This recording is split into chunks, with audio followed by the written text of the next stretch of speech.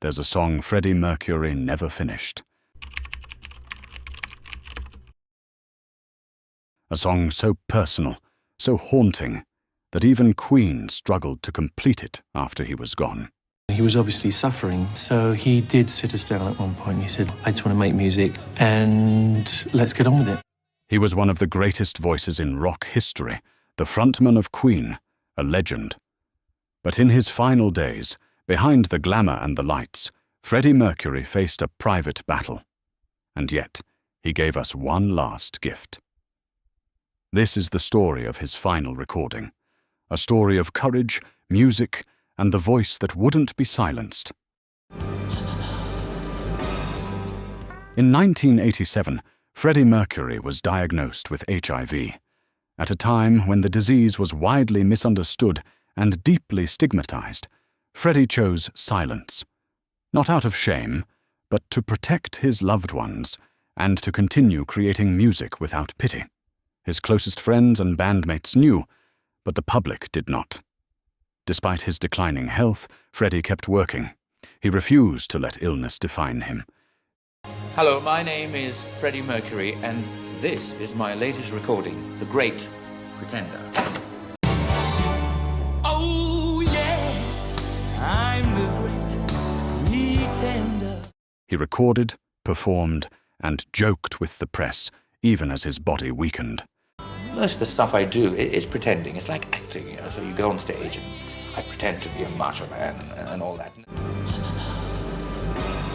When he came in, he wasn't in a great state. He was finding it hard to walk, even finding it hard to sit because he was in a lot of pain. In his final months, Freddie was more than a singer. He was a warrior in the studio. The band returned to Mountain Studios in Montreux, Switzerland, a place Freddie loved for its peace and privacy. We were working abroad again in Mountain Studios. I think Freddie had then decided he actually loved Switzerland. He pushed himself harder than ever. Sometimes he could only stand for a few minutes at a time, but he stood. Sometimes he could barely speak, but he sang. He would ask the band, "Give me something to sing. I'll do it, and then you can finish it later." And they did. Roger Taylor and Brian May would write new lyrics, and Freddie would deliver take after take, often nailing it in just 1 or 2 tries. We were all working really flat out on everybody's ideas and not being kind of possessive about things. So there's quite a liberation there. I think the press had their final bit of sort of vitriol against Freddie at that time, you know. We had some nasty reports, you know, saying, some of them even saying that he kind of deserved to die because he had a promiscuous lifestyle, you know. Quite unbelievable things people wrote. The last song Freddie Mercury ever recorded was called Mother Love. It was written by Brian May and Freddie himself. The song is haunting. It begins with longing, builds with strength, and ends with resignation. Mother Love is not officially dedicated to Freddie Mercury's mother, Sara, though the title might suggest it. In the song, Freddie pleads for a return to a place of safety and unconditional love, symbolized by mother love. But here, mother is more symbolic, not necessarily about his literal mother, but about comfort, innocence, home, unconditional acceptance. I don't know if I can say this. Yeah, I could probably say this. We all kind of got ourselves into deep trouble emotionally in Munich. And Freddie was no exception. You know, he got himself deep into emotional waters which he couldn't really handle. Think of it as Freddie, in the last stretch of his life, reaching out for something pure and healing, like a child needing their mother's embrace. In later interviews, Sara said the song touched her deeply, but she never said it was written for her. Because it hurts me now when I hear the song. It hurts. Still, knowing it was Freddie's final vocal, it carried huge emotional weight for her. She wasn't always comfortable with Freddie's extravagant public persona or his lifestyle choices, but she never rejected him. She always emphasized that Freddie was a kind, caring son who loved his family.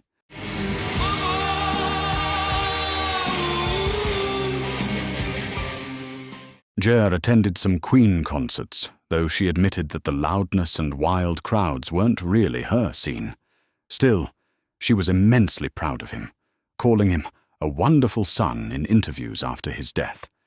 Jer outlived Freddie by over 25 years and often spoke of him with tenderness and pride. Well, I always wanted to say that he's been popular all around the world, and I want to keep his memory alive as much as I can do. Though always referring to him as Farrokh.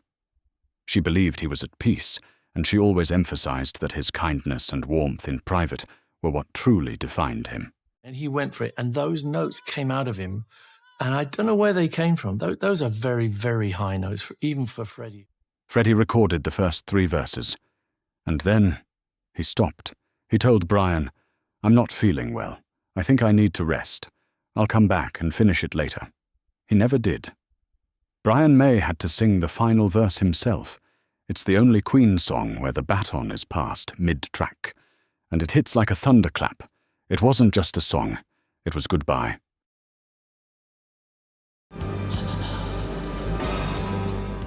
Freddie Mercury's voice defied time. Even in his final weeks, when he weighed less than 100 pounds, his vocals were rich, clear, and powerful. And right up to the last minute, I think it was, we knew but we didn't know.